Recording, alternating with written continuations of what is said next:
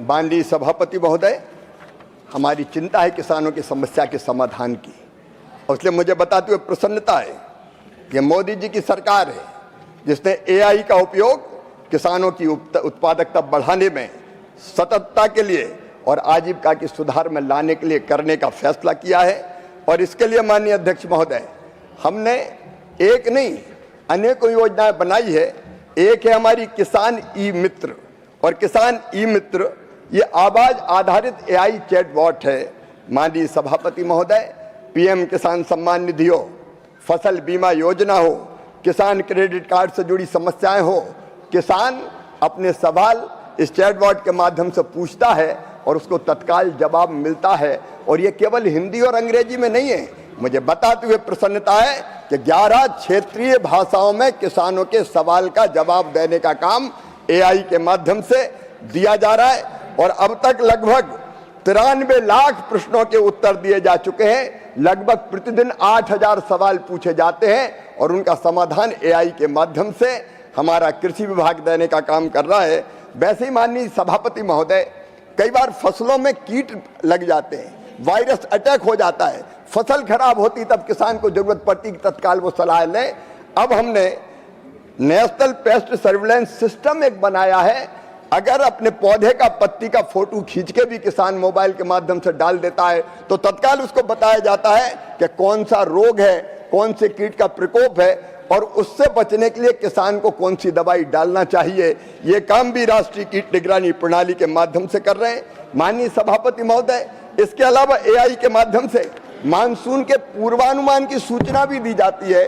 पहले 4 सप्ताह की, फिर 3 सप्ताह पहले, फिर 2 सप्ताह और फिर 1 सप्ताह के पहले भी बताया जाता है कि वर्षा कब होगी, कितनी होगी, होगी कि नहीं होगी, किसान को अभी फसल बोना चाहिए कि नहीं बोना चाहिए। ये सारी जानकारी एआई के माध्यम से देने का हमने काम किया है। और अब तो मैं प्रधानमंत्री जी को हृदय से धन्यवाद देता हूं। भारत विस्तार करके एक नया प्लेटफॉर्म बनाया जा रहा है। ये सारे प्लेटफॉर्म को एकीकृत एक जगह करेगा और किसान की हर समस्या, चाहे वो योजनाओं की जानकारी हो, चाहे अच्छे बीज हो, खाद डालने की बात हो, रोगों के नियंत्रण का मामला हो, कब फसल बोए कब फसल ना बोए, या योजनाओं का कैसे लाभ ले, इसके लिए कहीं भटकने की जरूरत नहीं है। वो केवल सवाल पूछेगा और भारत विस्तार के माध्यम से उसको उत्तर मिल जाएगा। वो अपनी खेती को बहुत बेहतर कर पाएगा। और ये टेक्नोलॉजी का इस्तेमाल करके मोदी सरकार कर रही है। थर्ड सप्लीमेंट्री श्रीमान पका वेंकट सत्यनारायण जी। Thank you, Honorable Chairman, sir. Thank you for giving me this opportunity. As the nation has witnessed the importance of agriculture at the very crucial time of the COVID juncture, I would like to know through you from the concerned minister that how the government through the digital agricultural mission encouraging or proposing to encourage the farming among the youth as either entrepreneurial or profitable activity. In what ways will be the digital agricultural mission enable the government agencies to deliver its service more effectively and efficiently to the farmers? Honorable Minister. माननीय सभापति महोदय, data एक ताकत है। Technology और data आज के युग में एक बड़ी ताकत है। और मुझे कहते हुए प्रसन्नता है, डिजिटल एग्रीकल्चर मिशन के माध्यम से युवा पीढ़ी कैसे नवाचार इनोवेशन करे, कैसे उद्यमता के क्षेत्र में तेजी से आगे बढ़े। मुझे बताते हुए प्रसन्नता है, खेती के क्षेत्र में कई युवा नित्य नए प्रयोग कर रहे हैं, खेती में भी प्रयोग कर रहे हैं, हॉर्टिकल्चर में अलग प्रयोग कर रहे हैं। उनके दिमाग में जो उनका जो टैलेंट है उसका इस्तेमाल करके स्टार्टअप कल्चर लेके आ रहे हैं। और इसलिए कृषि में नवाचार हो, स्टार्टअप्स आए, नौजवान अपने टैलेंट का इस्तेमाल करके उत्पादन बढ़ाएं। इसके लिए माननीय सभापति महोदय, उनको एग्रीस्टेक का लाभ उठाकर वो अनेकों तरह की जानकारियां प्राप्त कर सकते हैं। इनाम पोर्टल के माध्यम से किसानों को नया बाजार तलाशने में मदद कर सकते हैं, उत्पादन में विविधता लाने के प्रयास कर सकते हैं, किसानों के बेहतर मूल्य कैसे मिल सकता है इसमें वो जानकारियां जुटा सकते हैं, आय कैसे बढ़े, कौन सी खेती करें, वो वैल्यू एडिशन कैसे हो, इसमें वो मदद कर सकते हैं। युवा स्टार्टअप्स और इनोवेटर्स और अन्य एजेंसी एग्रीस्टेक के डाटा का उपयोग किसानों के लिए उनके उत्पादों के बेहतर समाधान के लिए कर सकते हैं, बेहतर सेवाओं के विकास के लिए कर सकते हैं। और इसके अलावा GIS मैपिंग से संबंधित डेटा का लाभ उठाकर नए समाधान तैयार कर सकते हैं जो किसानों और समग्र कृषि के लिए फायदेमंद होगा। डिजिटल क्रॉप सर्वे करने में, युवा कृषि सखी सर्वेक्षण करने में और राज्यों की नीति के अनुसार योगदान करके अपनी आय बढ़ाने में और आय और बेहतर करने में इसका उपयोग कर सकते हैं। Fourth supplementary, Sriman Masan Rao Yadav Bidaji. Sir, respected sir, thank you for giving me the opportunity to raise the supplementary question.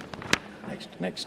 Sir, while digital agriculture initiatives such as AgriStack and digital crop survey are intended to improve service delivery to farmers, timely settlement of crop insurance claims remains critical, especially for crops with short production cycles of 3 months or less.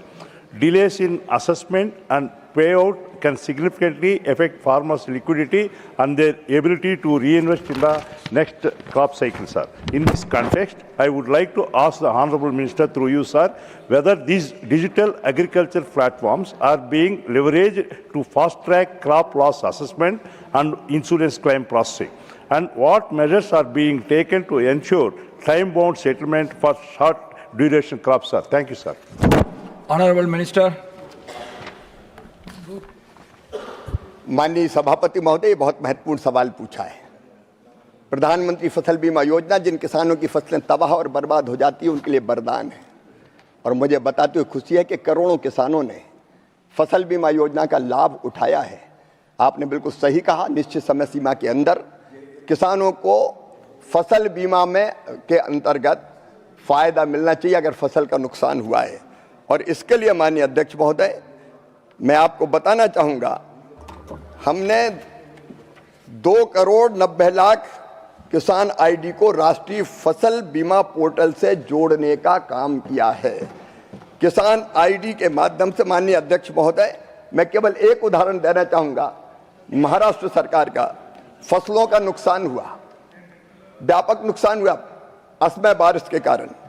89 lakh किसानों को, 89 लाख किसानों की फसल की क्षति का आकलन satellite आधारित रिमोट सेंसिंग के माध्यम से 5 दिन के अंदर करके 89 लाख किसानों के खाते में 14 करोड़ रुपए सीधे ट्रांसफर करने का चमत्कार इसी के कारण संभव हुआ।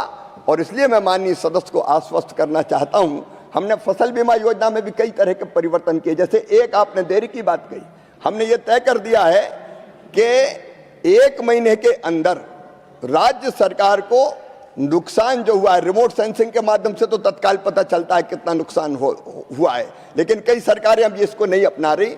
1 महीने के अंदर उनको क्षति के आकलन करके जानकारी देनी पड़ेगी कि नुकसान कितना हुआ है। और उसके बाद सारी औपचारिकताएं पूरी होने के बाद ये जरूरी है कि बीमा कंपनी 21 दिन के अंदर क्लेम सेटल कर दे, 21 दिन के अंदर। और 21 दिन के अंदर अगर बीमा कंपनी क्लेम सेटल नहीं करेगी तो 12% की दर से उन पे ब्याज लगेगा जो किसान के खाते में सीधा डालने का काम किया जाएगा। हमने ये भी तय किया है कि राज्य सरकार कई बार अपना हिस्सा नहीं डालती, केंद्र अपना पैसा दे देती। मैं किसी एक राज्य सरकार की बात नहीं कर रहा, कई बार डिले होता है। अगर ऐसा डिले हुआ तो 12% ब्याज राज्य सरकार के ऊपर भी लगाया जाएगा जो सीधे किसान के खाते में डाला जाएगा। तो एक तो टेक्नोलॉजी का इस्तेमाल करके माननीय सभापति महोदय तत्काल क्लेम सेटल हो जाए, इस बात का प्रयत्न लगातार हम लोग कर रहे हैं। और मैं आपके माध्यम से किसान भाइयों को आश्वस्त करना चाहता हूं, चाहे बीमा हो चाहे ऋण हो, पहले किसान को अगर लोन लेना होता था तो बैंकों में कई तरह के कागजों की पूर्ति करनी पड़ती थी। अब ये ले आओ, अब ये ले आओ, अब ये ले आओ। अब किसान आईडी, फार्मर आईडी अगर उसके पास है तो सारा रिकॉर्ड उस फार्मर आईडी में उसके पास है, वो बैंक में रखेगा और तत्काल उसको लोन मिल जाएगा। जैसे पीएम किसान सम्मान निधि तत्काल ट्रांसफर होकर डीबीटी के माध्यम से खाते में पहुंच जाती है। माननीय सभापति महोदय, अब वो दिन चले गए जब कहा जाता था क्या करें हम मजबूर है, 1 रुपया भेजते 15 पैसा पहुंचता है। यहाँ तो क्लिक करो तो 1 रुपया का 1 रुपया सीधे किसान के खाते में पहुंचता है। ये चमत्कार नरेंद्र मोदी जी के नेतृत्व में हो रहा है। Fifth supplementary Shrimati Ramila Ben, 50/12।